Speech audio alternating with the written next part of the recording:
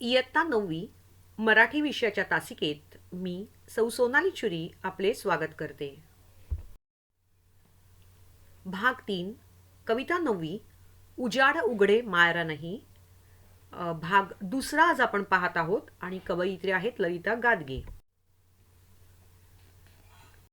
आपण व्यवसायातील प्रश्नोत्तरांकडे जाऊयात. तुम्ही तयार असालच? चला तर मग. वेळ झाली आहे तुमची कविता वाचनाची. पटापट वाचा, मग आपण प्रश्नोत्तरांकडे वळूयात. कविता एकदा वाचून घ्यायची आहे आणि मग प्रश्नोत्तरांकडे आपण जाऊयात.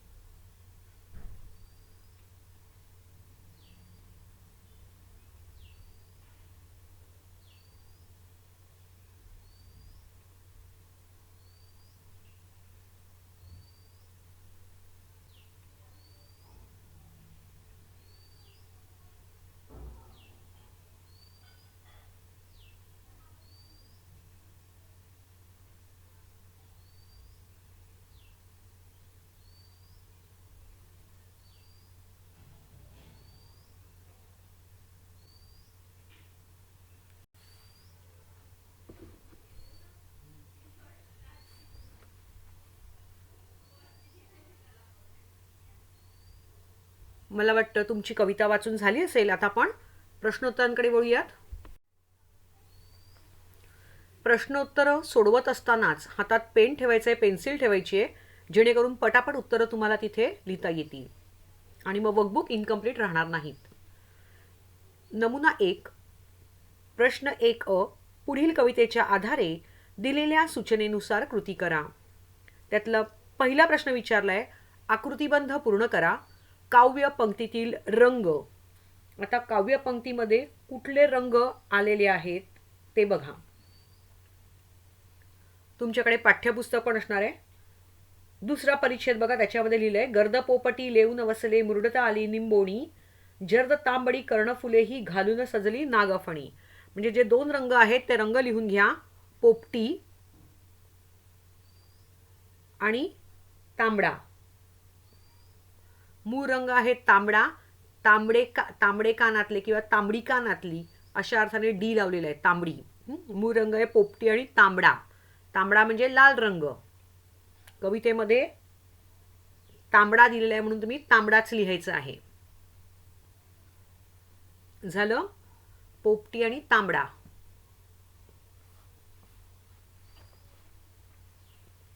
उत्तरं लिहून घ्यायची आहेत.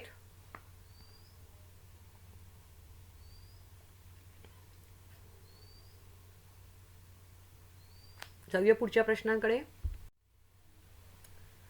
प्रश्न 2 खालील प्रश्नांची उत्तरे एका वाक्यात लिहा. त्यातलं पहिलं आहे, दिशा दिशांना रंग का उधळले आहेत. उधळले आहेत म्हणजेच पसरलेले आहेत. का उधळलेले आहेत बघा. पहिल्या परिच्छेदामध्ये दिलंय, स्वागत करण्या वसंत ऋतूचे रंग उधळले दिशा दिशांना.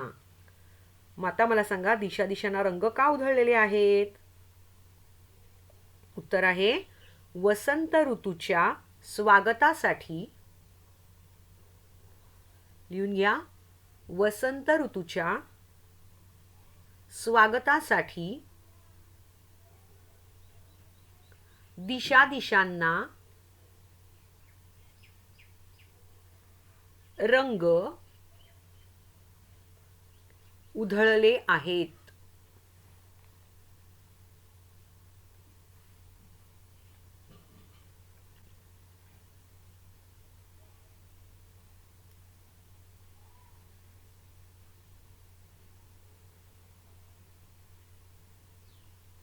झालं?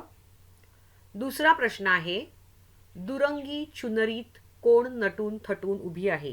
दुरंगी म्हणजे दोन रंग आणि चुनरी म्हणजेच ओढणी. तर कोण नटून थटून उभी आहे बघा टेक्स्टबुक मध्ये. तिसरं कडवं बघा, त्याच्यात शेवटून दोन ओळी आहेत दिलेल्या. दुरंगी चुनरीत उभी ही घाणेरी ही नटून थटुनी. आता मला सांगा, दुरंगी चुनरीत कोण नटून थटून उभी आहे? तर घाणेरी. बरोबर. उत्तर असं येणार, दुरंगी चुनरीत घाणेरी नटून थटून उभी आहे. लिहून घ्या. दुरंगी चुनरीत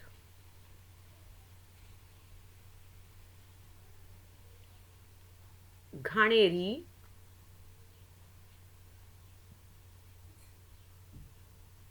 नटून थटून उभी आहे.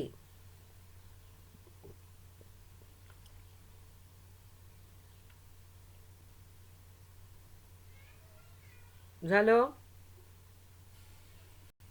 चला पुढच्या प्रश्नाकडे वळूया. कृती 2, आकलन कृती. त्यातला पहिला प्रश्न आहे, कंसातील योग्य शब्द वापरून रिकाम्या जागा भरा. त्यातली पहिली रिकामी जागा आहे, बेरड कोरड इथली डॅश घेऊन आली ती नजराणा. बघा बरं, पहिल्या कडव्यामध्ये शेवटच्या 2 ओळी दिलेल्या आहेत. चला वाचूया. बेरड कोरड इथली सृष्टी घेऊन आली ती नजराणा. कोण घेऊन आली? सृष्टी. उत्तर आहे सृष्टी. टिक करा आणि मग लिहा. आता दुसरी रिकामी जागा, आंब्याच्या मोहरातून आली डॅश सुरेल तान. बघा बरं, 6वं कडवं आहे. त्या 6व्या कडव्यामध्ये वरून पहिल्या 2 ओळी आहेत. 6व्या कडव्यामध्ये 2 ओळी आहेत. पहिल्या 2, आंब्याच्या मोहरातून आली कोकिळेची सुरेख तान, सुरेल तान. मग उत्तर आहे कोकिळेची. उत्तराच्याकडे अंडरलाईन करा आणि नंतर लिहून घ्या.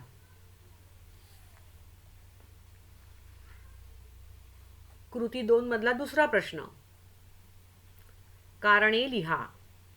त्यातलं पहिलं आहे, कवयित्रीच्या मते दाही दिशांना रंग उधळले. का बरं रंग उधळले? पहिल्याच कडव्यात उत्तर आहे, स्वागत करण्या वसंत ऋतूचे रंग उधळले दिशा दिशांना. मग कवयित्रीच्या मते दाही दिशांना रंग उधळले, कारण का? तर स्वागत करण्या म्हणजेच वसंत ऋतूच्या स्वागतासाठी. एवढं उत्तर लिहिणं गरजेचं आहे. लिहून घ्या. वसंत ऋतूच्या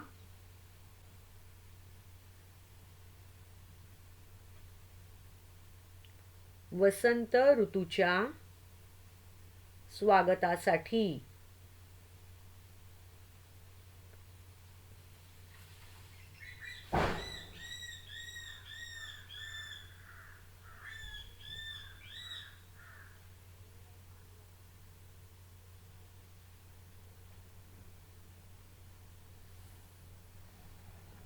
आता दुसरा बघा.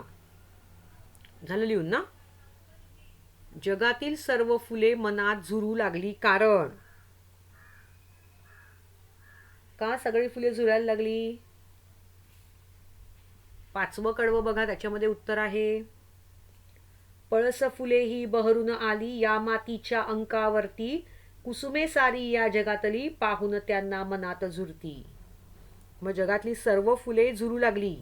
झुरू लागली म्हणजे दुःख करू लागली. का? कारण का?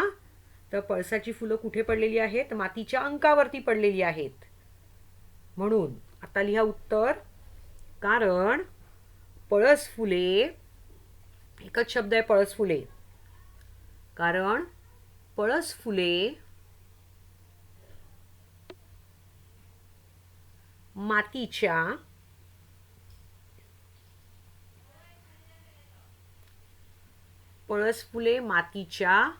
अंकावरती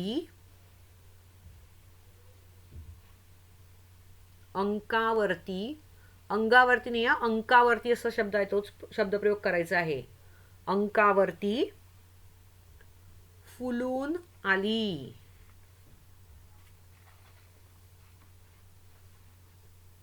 फुलून आली.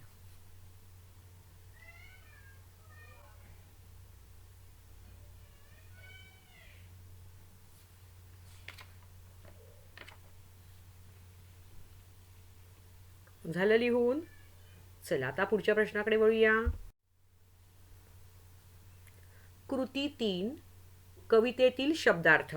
त्यातला पहिला प्रश्न आहे, प्रस्तुत कवितेतील शब्दांचा अर्थ लिहा. पहिला आहे स्वागत. स्वागत म्हणजेच आतिथ्य. लिहून घ्या. आतिथ्य. अला काना आ, त तलवारीतला, त्याला पहिली वेलांटी ती, अर्धा थ, थव्यातला थ यला जोडायचं आहे. अर्धा थ यला जोडायचं आहे. आतिथ्य.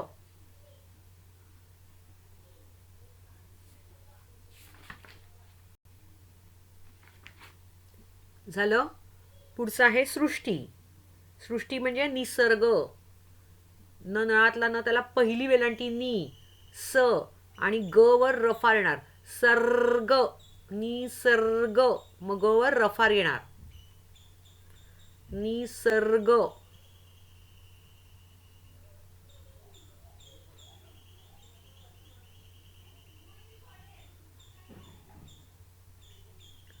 झालं. चला आता तिसरं आहे वसन. वसन म्हणजे वस्त्र. वजनातला व, सशातला स अर्धा त्रला जोडायचा आहे. अर्धा स त्रला जोडायचा आहे. वस्त्र.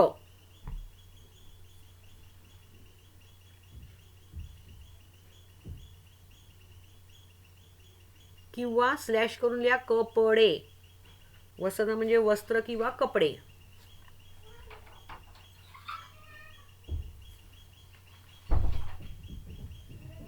झालं.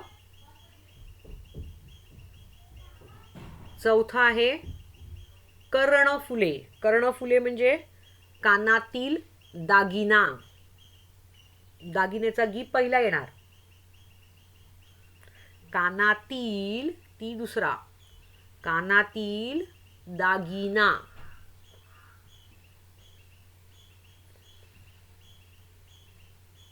स्लॅश करून कुंडले लिहू शकतात. क ला उकार कू, पहिला उकार कू, त्यावर अनुस्वार कुंडले. कुंडले. किंवा स्लॅश करून कानातले असं लिहिलं तरी चालणार आहे. पण तीनही अर्थ लिहून ठेवा.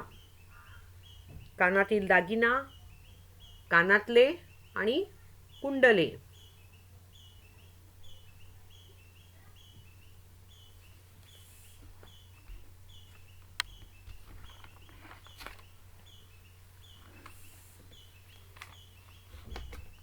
आता कृती 4 काव्य सौंदर्य. सांबर लाल कळ्यांनी लखडून उभे स्वागता पाणंदीवर या ओळीचा अर्थ स्पष्ट करा. मुलांनो, हा 2 मार्कांसाठी वगैरे विचारलं जातं. मग उत्तर तितकं अपेक्षित आहे.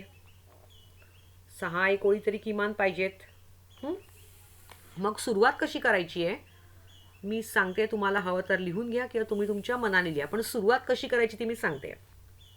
वरील काव्यपंक्ती आणि मग सिंगल इन्व्हर्टेड कॉमामध्ये लिहायचं आहे एकेरी अवतरण चिन्हामध्ये कवितेचं नाव. वरील काव्यपंक्ती उजाड उघडे मायरा नाही.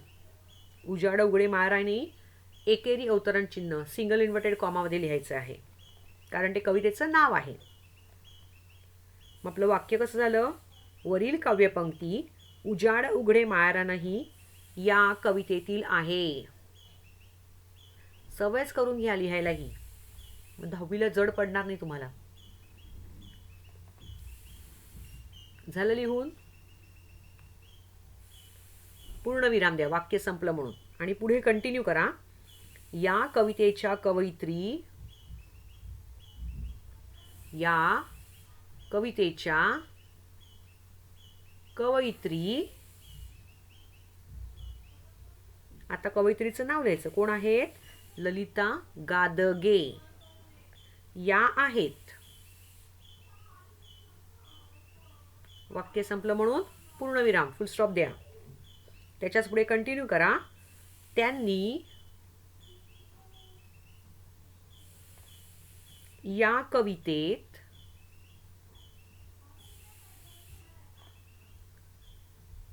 वसंत ऋतूच्या,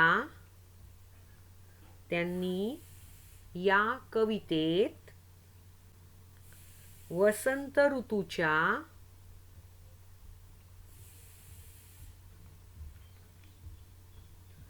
आगमनामुळे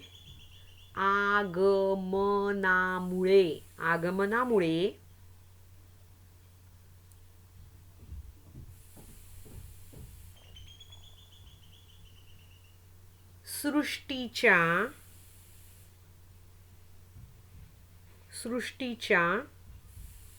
स सशातला स त्याला उलटा उकार म्हणजे रुकार म्हणतात त्याला. रुकार. अर्धा ष षटकोनातला टला लावायचा आहे आणि टची वेलांटी दुसरी. सृष्टीच्या सौंदर्याने नाही सौंदर्यात सृष्टीच्या सौंदर्यात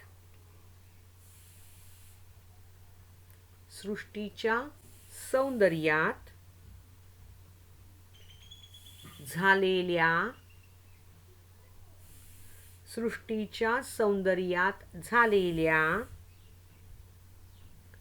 मनमोहक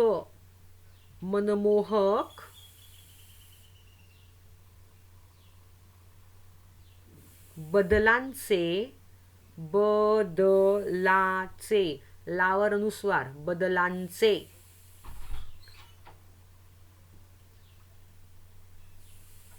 वर्णन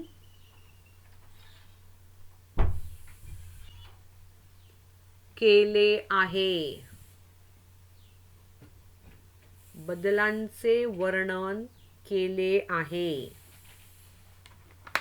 झालं. आता लिहा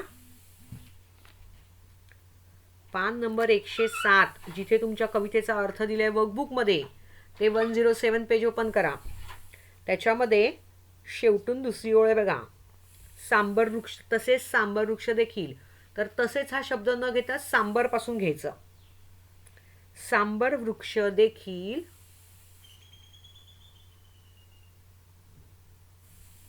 रानाच्या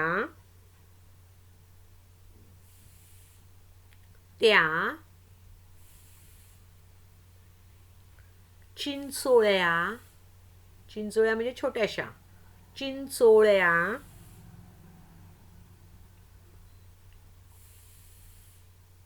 वाटेवर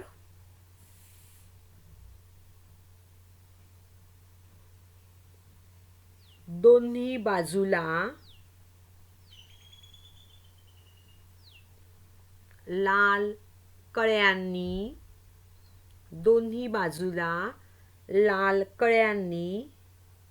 बहरून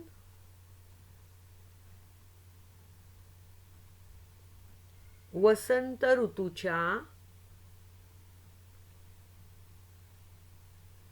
स्वागतासाठी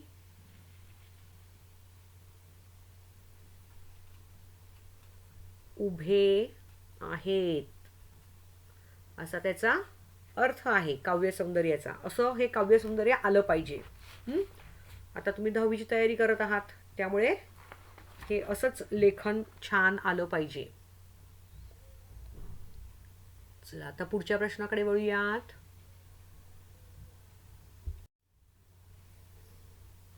नमुना 2 प्रश्न 1ब पुढील कवितेच्या आधारे दिलेल्या सूचनेनुसार कृती करा.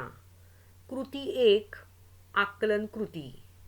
त्यातला पहिला आहे सहसंबंध शोधा. आता गर्द पोपटी बघा कुठे दिलेलं आहे. दुसरं कडवं बघा. गर्द पोपटी घेऊन वसने मुरडत आली निंबोणी जर्द तांबडी कर्णफुले ही घालून आली नागफुणी. मग गर्द पोपटी मग जर्द काय तर जर्द तांबडी. जसं कवितेत दिले तसं लिहायचंय तांबडी.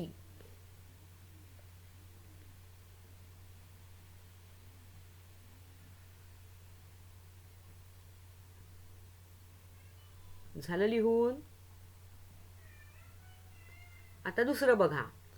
लुसलुस पाने आणि विचारलंय दुरंगी. कुठे आहे बरं? तिसरं कडवं आहे. वाचा बरं काय आहे. लुसलुस पाने अंगोपांगी झुले वड हा दंग होऊनी दुरंगी चुनरीत उभी ही घाणेरी ही नटून उभी.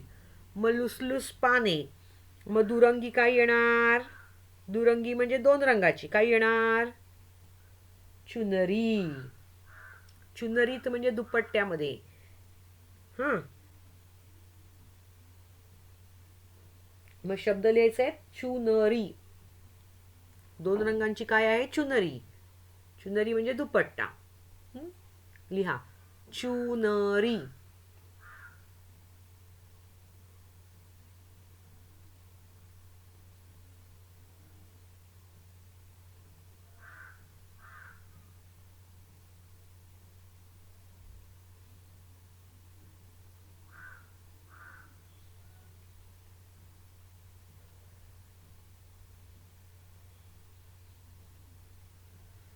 झालं. चला नेक्स्ट स्लाइडवर जाऊया. पुढचा दुसरा प्रश्न आहे. पृथ्वीचे रूप खालील बाबतीत स्पष्ट करा.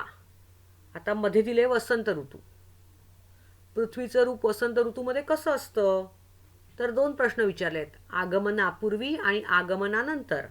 आगमन म्हणजे वसंत ऋतू येण्यापूर्वी आणि दुसरं आहे वसंत ऋतू आल्यानंतर. पृथ्वीच्या रूपामध्ये काय बदल होतो? तर बघा, पहिल्या कडव्यामध्ये लिहिलेलं आहे. बेरड कोरड इथली सृष्टी घेऊन आली ती नजराणा. मग आगमनापूर्वीचं वातावरण कसं आहे? तर बेरड आणि कोरड आहे. लिहून घ्या. बेरड स्वल्पविराम कोरड म्हणजे सुकलेलं. वसंत ऋतूत पृथ्वीचं रूप वसंत ऋतू येण्या अगोदर बेरड आणि कोरड, रखरखीत आणि सुकलेलं असं आहे. मग आपण कवितेतल्या ओळीमधलेच शब्द घ्यायचेत. बेरड आणि कोरड. लिहा बेरड स्वल्पविराम कोरड.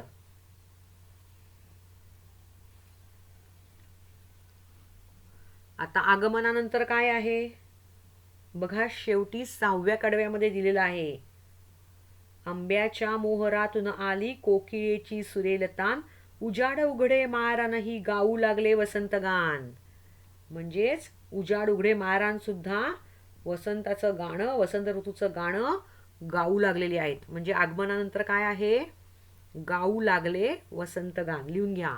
गाऊ. ऊ सातला ऊ, शेपुटवाला ऊ. गाऊ लागले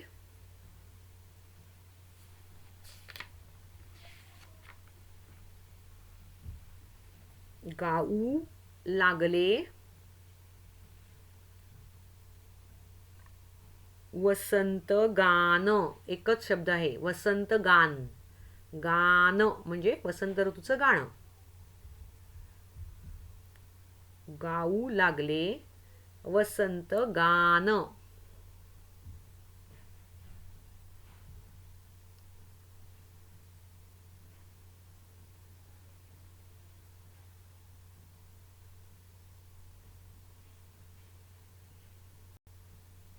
झालं.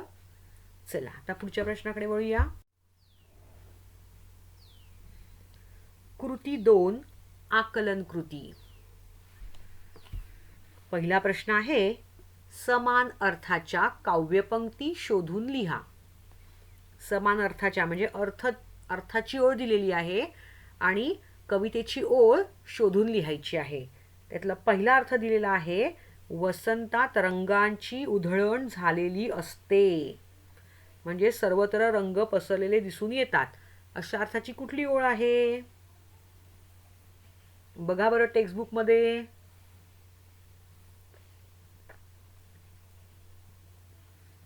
मिळाली का? बघा पहिल्याच कडव्यात आहे. स्वागत करूया वसंत ऋतूचे रंग उधळले दिशा दिशांना. हां, मग ओळ आहे स्वागत करण्या वसंत ऋतूचे रंग उधळले दिशा दिशांना. लिहून घ्या. टेक्स्टबुकमध्ये पहिली आणि दुसरी ओळ. पहिल्या कडव्याच्या पहिल्या 2 ओळी. स्वागत करण्या,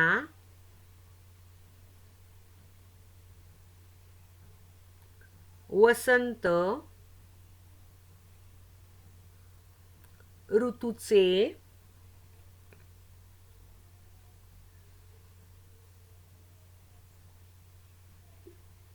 रंग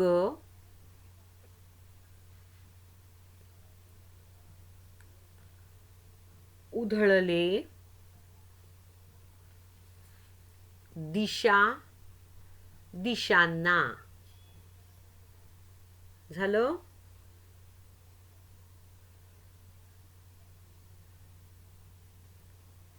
आता दुसरं आहे. वडाचे झाड वसंत ऋतूत आनंदाने डुलत आहे. या अर्थाची ओळ कुठली आहे? शोधा बरं. मिळाली?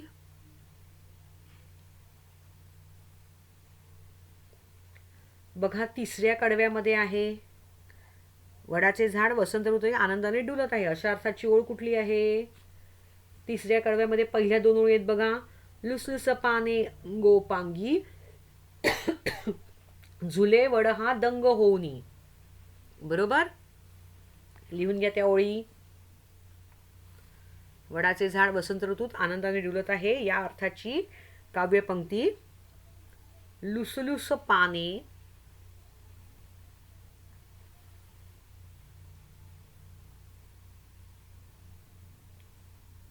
अंगोपांगी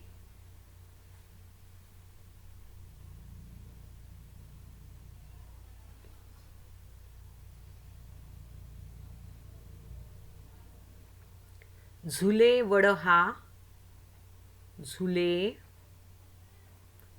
वड हा दंग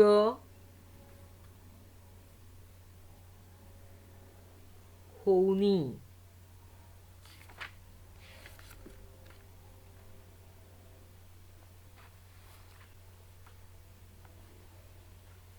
झालं? लुसलुस पाने अंगोपांगी, झुलेवड हा दंग होऊनी. ठीक आहे. आता पुढचा प्रश्न आपण पुढच्या व्हिडिओमध्ये बघूया, नाहीतर वेळेत होणार नाही. ठीक आहे.